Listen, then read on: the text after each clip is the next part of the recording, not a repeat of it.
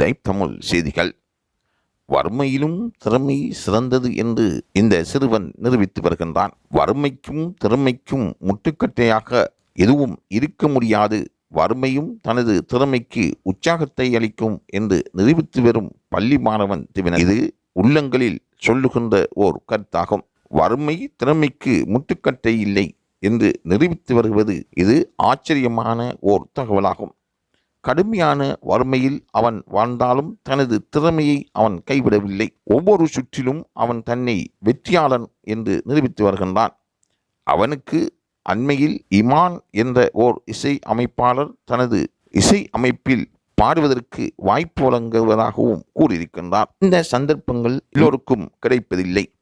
ஆனால் இந்த சந்தர்ப்பங்கள் கிடைப்பதற்கு சிலவிற்கு சந்தர்ப்பமும் அமைவதில்லை. ஆகவே இந்த வாய்ப்பை இந்த டிவினஸ் என்ற சிறுவன் பயன்படுத்தி கொள்கின்றான். அந்த அளவுக்கு அவன் உற்சாகமாக பழைய பாடல்களை பாடி வருகின்றான். வறுமையிலும் தனது சிறு வயதிலும் அவன் இப்படி பாடுவது பல பேரையும் மீமறக்க செய்திருக்கின்றது. சரத்குமார் சொன்ன பாடலையும் அவன் பாடி அசைத்திருக்கின்றான்.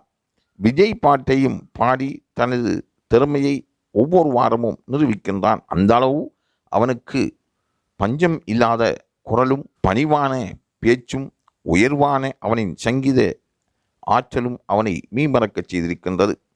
அந்த அளவு அவன் பாடுகின்றான். படங்களில் பாடக்கூடிய வாய்ப்பும் அவனுக்கு கிடைத்திருக்கின்றது.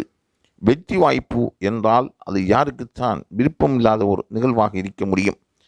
ஆனாலும் இந்த டிவினஸ் என்ற சிறுவன் பாடி தனது திறமையை ஒவ்வொரு வாரமும் நிரூபிப்பது பலருக்கும் ஓர் வியப்பான சம்பவமாகும்.